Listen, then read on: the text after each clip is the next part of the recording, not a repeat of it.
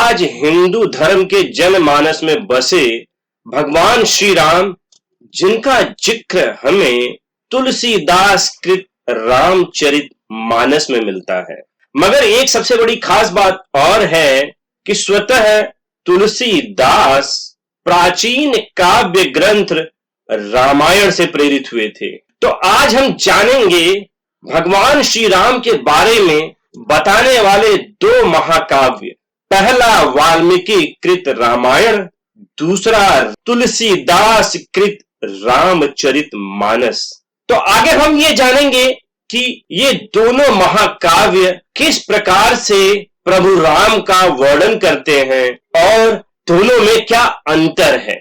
तो आगे बढ़ने से पहले मैं आपसे अनुरोध करूंगा कि आप हमारे चैनल को सब्सक्राइब कर दें, लाइक कर दें। तो रामायण और रामचरित मानस में जो पहला अंतर है कि रामायण को त्रेता युग में संस्कृत भाषा में ऋषि वाल्मीकि ने लिखा था।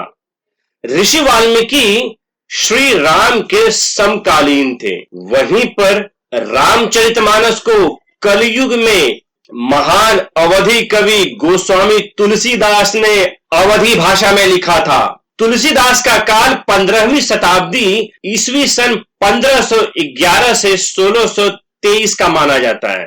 दूसरा अंतर, रामायण दो शब्दों से बना है, राम और आयण, यानी राम की कहानी। तो इस प्रकार से रामायण राम की कहानी है। वहीं पर रामचरितमानस तीन शब्दों से बना है, राम चरित मानस। राम का अर्थ है भगवान राम, चरित का अर्थ है अच्छे कर्म और मानस का अर्थ है झील। इस प्रकार से रामचरित मानस का अर्थ है भगवान राम के अच्छे कर्मों की झील। तीसरा जो अंतर है कि रामायण की रचना 7 अध्यायों या कांडों में की गई है। वे 7 कांड हैं, बाल कांडम, अयोध्या कांडम, अरण्य कांडम, किष्किंधा कांडम, सुंदर कांडम, युद्ध कांडम और उत्तर कांडम। वहीं पर रामचरित मानस में भी 7 अध्याय हैं, मगर एक अध्याय यानी युद्ध कांडम को लंका कांड में बदल दिया गया है। रामचरित मानस के अनुसार 7 अध्याय हैं, बाल कांड, अयोध्या कांड, अरण्य कांड, किष्किंधा कांड, सुंदर कांड, लंका कांड और उत्तर कांड। इसके आगे चौथे अंतर के रूप में रामायण को संस्कृत भाषा में श्लोक के रूप में लिखा गया है। वहीं पर रामचरित मानस को अवधी भाषा में चौपाई के रूप में लिखा गया है। रामचरित मानस रामायण का मूल मंत्र है। तुलसीदास ने अपनी पुस्तक में वाल्मीकि ऋषि को स्वीकार भी किया है। पांचवें अंतर में रामायण के अनुसार राजा दशरथ की 350 पत्नियां थीं, जिसमें से 3 प्रमुख पत्नियां थीं, कौशल्या, कैकेयी और सुमित्रा।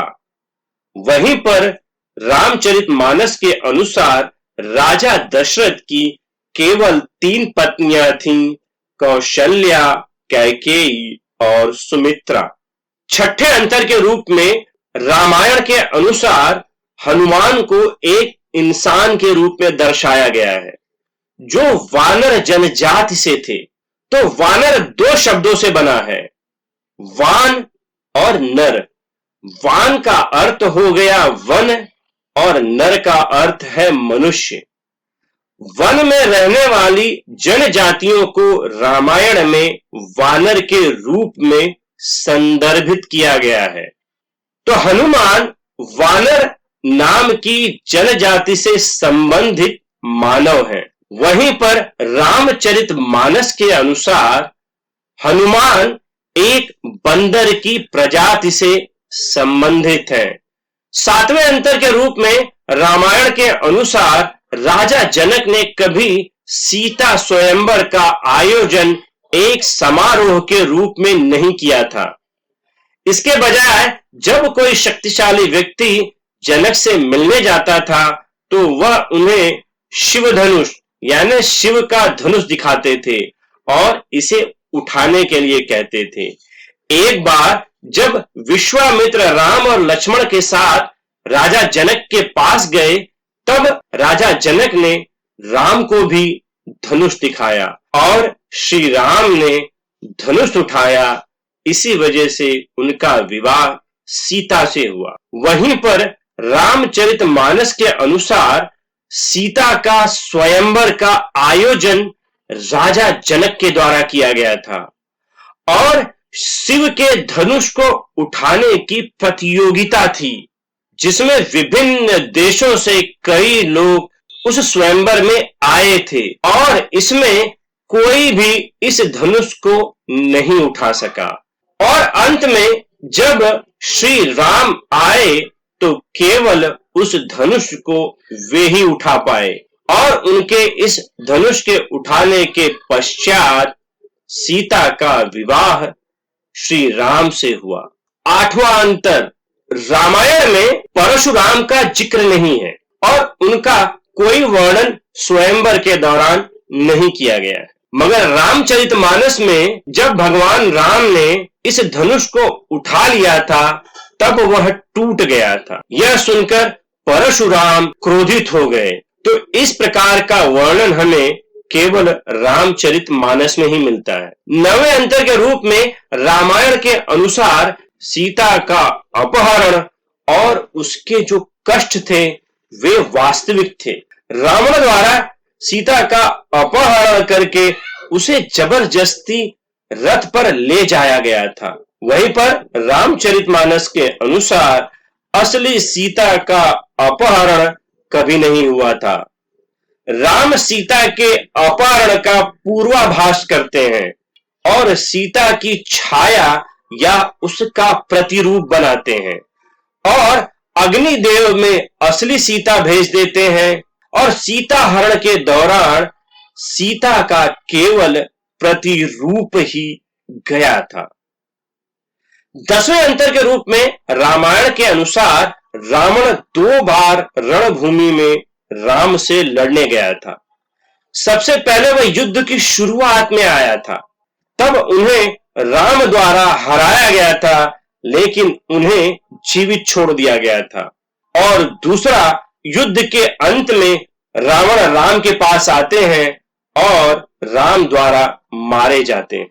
वहीं पर रामचरितमानस के अनुसार रावण केवल एक बार युद्ध के मैदान में आया था और उस युद्ध के दौरान भगवान राम ने रावण का वध कर दिया था। 11वें अंतर के रूप में रामायण में राम को मर्यादा पुरुषोत्तम के रूप में दिखाया गया है, जिसका अर्थ है उत्कृष्ट आचरण वाले श्रेष्ठ पुरुष। उन्हें असाधारण गुणों वाले मानव के रूप में दिखाया गया है। वहीं पर रामचरितमानस में राम को विष्णु भगवान के अवतार के रूप में दिखाया गया है। उसे अपने कर्मों के लिए दिव्य स्पर्श के रूप में दिखाया गया है। भगवान राम और उनके कार्य धार्मिक बुराइयों को दूर करने और धर्म की स्थापना करने के लिए दिखाया गया है। 13वें अंतर में हम देखते हैं कि वाल्मीकि कृत रामायण में राम द्वारा शिव की पूजा करने का एक भी उदाहरण नहीं है। वहीं पर तुलसीदास कृत रामचरितमानस में भगवान राम को शिव की पूजा करते हुए दिखाया गया है। 14वें अंतर के रूप में हम देखते हैं कि वाल्मीकि कृत रामायण में वाल्मीकि ऐसे व्यक्ति की कहानी बताते हैं जो अपने जीवन से सबक सीखता है और जब चुनौतियां आती हैं तो वह उनका मुकाबला करता है। वह इंसान से बढ़कर एक महान राजा बन जाता है, जिसे आखिरकार आदर्श पुरुष के रूप में स्वीकार किया जाता है। वहीं पर तुलसीदास कृत रामचरितमानस में वे भगवान राम की कहानी कहते हैं, जो अच्छे कामों का उदाहरण देने के लिए पृथ्वी पर आते हैं। इसकी शुरुआत भगवान विष्णु की पूजा से होती है, जो राम का अवतार लेने का फैसला करते हैं। 15वें अंतर के रूप में वाल्मीकि के रामायण में किसी भी स्थान पर वाल्मीकि ने उल्लेख नहीं किया है कि राम एक भगवान है। वह अपनी कहानी में सिर्फ एक किरदार है। इसलिए वाल्मीकि के रामायण में घटनाएं सबसे पहले होती हैं और राम उनसे सबक सीखते हैं जो उन्हें मर्यादा पुरुष के मनुष्य के रूप में विकसित करते हैं। और जबकि रामचरितमानस में पहले भगवान विष्णु की दिव्य योजना के माध्यम से कथानक का निर्माण किया जाता है और फिर उसी के अनुसार भगवान राम कार्य करते हैं। 12वें अंतर में हम देखते हैं कि रामायण की कहानी तब समाप्त होती है जब राम सीता और लक्ष्मण की अनुपस्थिति से दुखी होकर सरयू नदी में डूबकर अपने नश्वर शरीर की यात्रा पूरी करते हैं। सीता माता पृथ्वी में लुप्त हो गई थीं और लक्ष्मण स्वयं सरयू में डूब गए थे। वहीं पर रामचरितमानस में कहानी राम और सीता के जुड़वा बेटों के साथ आगे बढ़ती है। इसमें कभी लक्ष्मण की मृत्यु या सीता के गायब होने का उल्लेख नहीं किया गया है। रामचरितमानस में कहानी सीता के साथ समाप्त होती है जब माता पृथ्वी से उन्हें प्राप्त करने के लिए कहती हैं और भगवान राम अपने मानव रूप को त्याग कर आकाशीय दुनिया के लिए चले जाते हैं। हालांकि